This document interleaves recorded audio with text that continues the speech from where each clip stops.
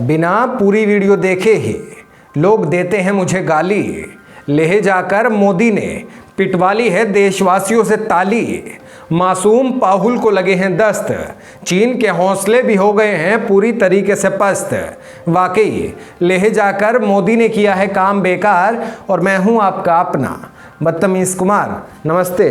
3 जुलाई का वो घटिया नज़ारा तो आपने देखा ही होगा जब देश के पीएम बिना किसी को जानकारी दिए गुपचुप तरीके से लेह पहुंच जाते हैं। नहीं जी, हम जैसे बड़े पत्तलकारों को क्यों नहीं बतलाया गया? हमें तो बताना ही था।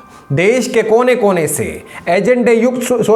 देश के कोने कोने से एकदम सही खबरें दिखाकर हमने मैक्से से अवार्ड हासिल किया है। वो बात अलग है कि आपकी भाभी सब्जी लेने जाने पर भी हमसे पूछ कर नहीं जाती, पर वो हमारे घर की इंटरनल बात है।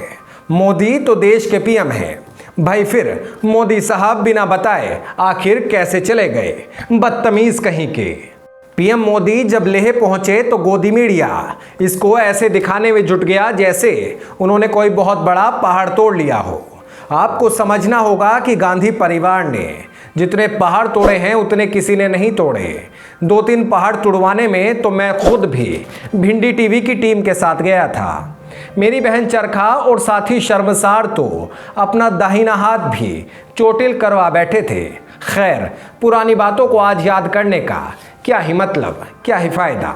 आप सोशल मीडिया देखिए, बेरोजगार बैठे आईटी सेल के बंदों ने पीएम मोदी के लेह में जाने को अरे देखो देखो कौन आया, शेर आया जैसी घटिया लाइंस के साथ प्रचारित करने में कोई कोरो कसर बाकी नहीं छोड़ी है।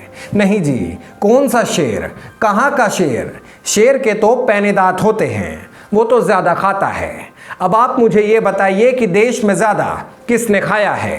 कांग्रेस ने। तो फिर आप ही मुझे बताइए कि मोदी शेर कैसे साबित हो सकते हैं? इतिहास को पढ़ें तो शेर तो दुनिया में बस नेहरू जी ही दिखाई पड़ते थे। उनकी जिंदादिली और शेर जैसी दहाड़ का ही नतीजा था कि चीन ने भारत के काफ़ी हिस्से पर कब्जा करने जैसे बेहतरीन काम को अंजाम दे दिया था। मोदी सोदी तो 1000 आते रहेंगे, पर नेहरू जी की जगह दुनिया में कोई नहीं ले सकता। मोदी है इसलिए भिड़ गए। नेहरू जी होते तो ज़मीन का कोई टुकड़ा चीन के मुंह पर मारकर कब का उसे शांत करा चुके होते। फिर ना सिंगल लौंडे की तरह पीएम मोदी को बिना किसी को बताए लेह घूमने जाने की ज़रूरत पड़ती और ना 59 ऐप पर बैन लगाने की। पीएम मोदी के लेह जाने को गोदी मीडिया जवानों की हौसला अफजाई बढ़ाने के तौर पर दिखा रहा है। नहीं जी, ऐसे कैसे हौसला अफजाई कर रहे थे? आपको समझना होगा कि मोदी जवानों का हौसला बढ़ाने के लिए लेह नहीं गए थे, बल्कि उनका मकसद तो कुछ और ही था।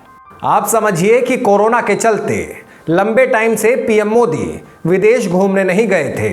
अब घुमक्कड़ आदमी भला घर में कब तक बैठ सकता है, इसलिए आधी रात में ही प्लान बनाया और सुबह झोला उठाकर निकल लिए। नहीं जी, इसमें ढोल पीटने जैसा आखिर है क्या? आदरणीय पाहुल जी ने भी तो कोरोना के चलते बैंकॉक जाने का अपना प्लान कैंसिल कर रखा है। फिर पीएम मोदी ने ही ऐसा घटिया काम क्यों किया?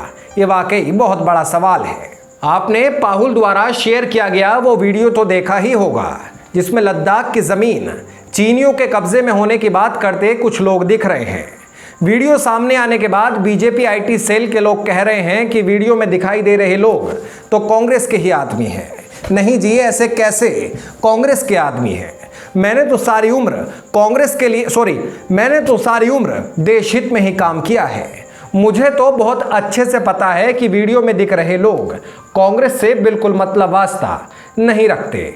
ये सब बीजेपी आईटी सेल का फैलाया कोरा झूठ है। मैं ज़मीनी मुद्दों से एकदम करीब से जुड़ा हुआ हूँ। लद्दाख की सारी सीमा तो मैंने खुद ही नापी है। सच में बहुत मेहनत लगी थी।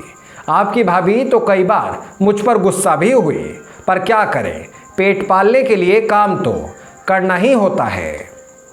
इस देश की बड़ी विडंबना ये है कि देश का पीएम दिल्ली की गर्मी से परेशान होकर चिल मारने लेह चला जाता है, लेकिन गोदी मीडिया और भक्त हंगामा ऐसे करते हैं जैसे पता नहीं पीएम मोदी ने कितना बड़ा तीर मार लिया हो। आपको समझना होगा कि ये सब एक प्रोपेगेंडा है। आपको इस प्रोपेगेंडा के जाल में आने से बचना है। ये एक तरीके से आपको फंसाने की साजिश है ताकि आप मोदी भक्त बन जाएं। अच्छा, चलता हूँ, अपना ध्यान रखिएगा। नमस्ते।